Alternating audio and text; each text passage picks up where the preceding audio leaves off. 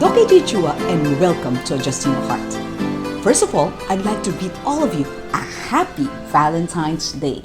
We talk about mental health and relationships every Friday, so please do subscribe and click on the notification button in case you haven't done so. Our topic today is Help, I'm married but still lonely. Many couples have allowed the busyness of everyday life, especially that of raising kids, to slowly snuff out the romance in their marriages. This leaves spouses feeling very, very lonely. So here are 3 tips on how to rekindle the love and passion in your marriages.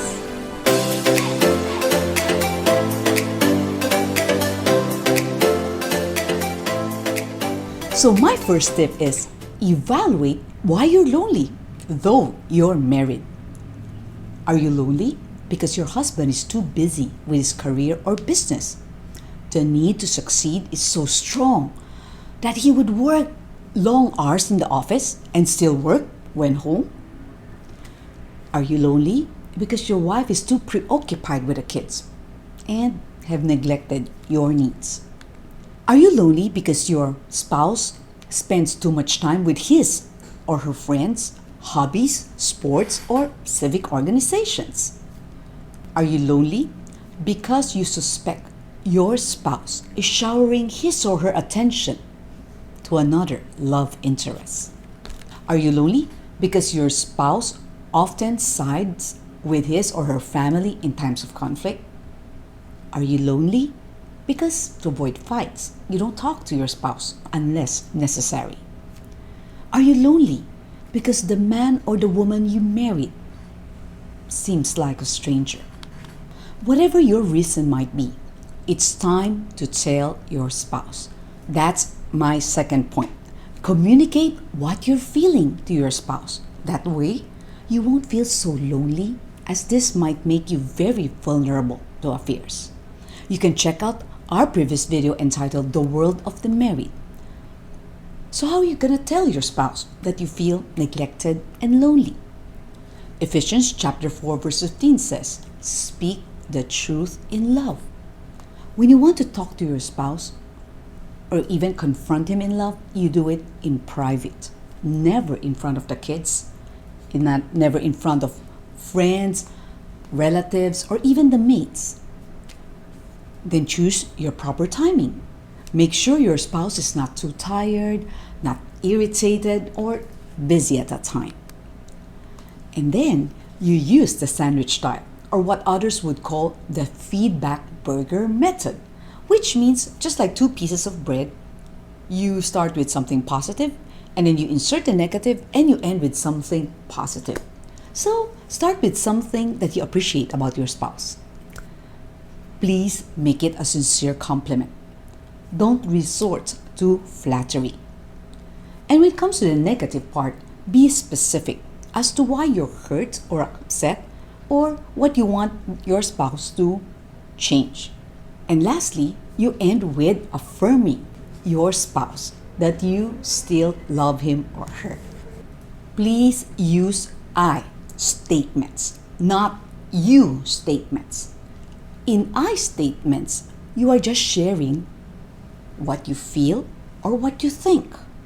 In you statements, usually it comes across as you're attacking the other person, who in turn will become defensive. And please avoid using never or always. Look at this picture. You could see the wife in a loud voice and pointing at her husband saying, "You always ruin everything." Look at the husband's reaction. He looks angry with pursed lips and hands on the waist. Let's look at the other picture. The wife is still saying the same thing, but this time in a moderate voice and not pointing at her husband. And she says, "When you do something like this, it hurts me." And you could see from the picture that the husband is listening and not angry.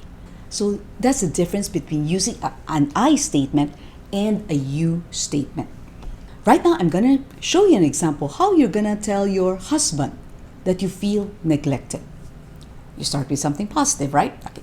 Dear, I realize how hard you've been working for our family. Thank you for all that you have done for us. Can I request something from you? Can you carve out time so that the two of us can have a date night once a week? I really miss spending time with you. And if there's something I could do to lighten your load, I'll be more than willing to help. And I love you very much. So that's an example of a sandwich style or the feedback burger approach. Okay? You start with something positive, and then you insert what you want to request, the negative one, and then you end with something positive. If you're on the receiving end of that sandwich style, let's say your spouse open up and tell you that he or she feels neglected, please do not be defensive and don't dismiss his or her feelings. After listening, you can apologize immediately, acknowledge and accept that they're feeling that way. And you can always say, I love you. For instance, this is how you can respond after hearing that demo.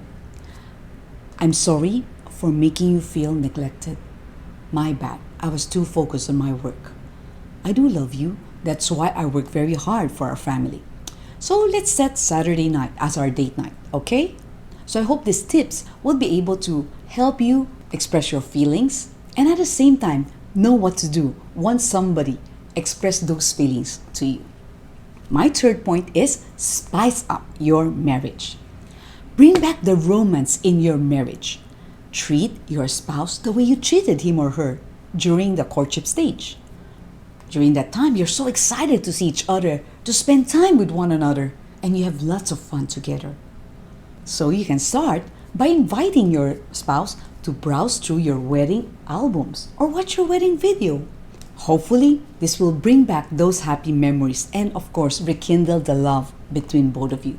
From time to time, my gift, whether it's a birthday gift or anniversary gift to Hans, will be photo books like these pictures. You can take turns planning out your date nights. Just go along with your spouse's plan, even if it's not your cup of tea. From these pictures taken at Sofitel's Sunset Bar, you can see that Hans and I had a grand time watching the sunset, because that's one thing I requested from him. I said, it's been a long time since we went out because of the lockdown, and I want to see the sunset. So one time, he arranged a date wherein we could witness the sunset and then have dinner together there. So you listen to what your spouse is requesting, and when the opportunity comes, you make it happen. You could also plan a couple's getaway to celebrate anniversaries. Like in these pictures, we went to Villa Tortuga in Batangas, and then we get to wear costumes. It was also a fun time for us because we've never done this. So it doesn't need to be very expensive, or you don't need a very long time. Sometimes it's just an overnight, just to get away from the humdrum of life. And in case you have kids, you just ask your sibling or an in-law to take care of them.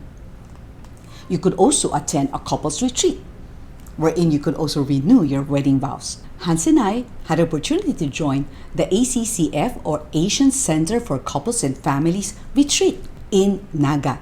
And we get to go to see Mount Mayon. You can also spice up your marriage by doing or learning a hobby or sports together. From these pictures, you can see that Hans and I joined Jerusalem Evangelical Church's Fun Run in 2013. We also joined Chiang Kai-shek's Fun Run in 2019. Surprise each other this Valentine's. I already have a gift for Hans, but he hasn't seen it yet because it's a surprise. From time to time, you can think of surprises, especially for special occasions. From this picture, you can see that Hans gave me the Precious Moment manger set because I like precious moments. Since it's quite expensive, the deal is it's good for several occasions. So sometimes we do that. Well, let's say if I give something expensive to that, I'll jokingly said, that's your birthday gift, Valentine's gift, anniversary gift, all rolled into one. Or it could be something as simple like buying chocolates, cooking for each other. For Hans' 40th birthday, I organized a surprise party for him at Wonchon. The theme is Korean, so I requested all the guests to wear a hat because many people mistake Hans for a Korean. As you can see from these pictures, there are pictures with his family, with his high school friends. This couple is Aldwin and Eileen Atinon, and they just celebrated their 25th anniversary, so happy anniversary, Aldwin and Eileen. There are also pictures with his colleagues from Brady, with his D group, under brother Mike Ramos. He's the one in a green shirt, and his wife is Makati Councilor Tosca Puno Ramos. Hans enjoyed the party, and it was a memorable one. And there was one time I included a love note in Hans' lunchbox. So it could be simple things like that. You could also think of creative ways to say I love you. It could be in different languages. You could look for different pictures. Or like there was one guy, he wanted to say I love you. We know that the numerical equivalent of I love you is 143, right? So he sent 142 roses. And then he arrived in person with the one rose. Make it a 143. So be creative. You can also give your spouse a spontaneous kiss, a hug, or a massage. And for the wives, from time to time, you can wear a sexy negligee instead of your usual PJs. You can also have a candlelight dinner.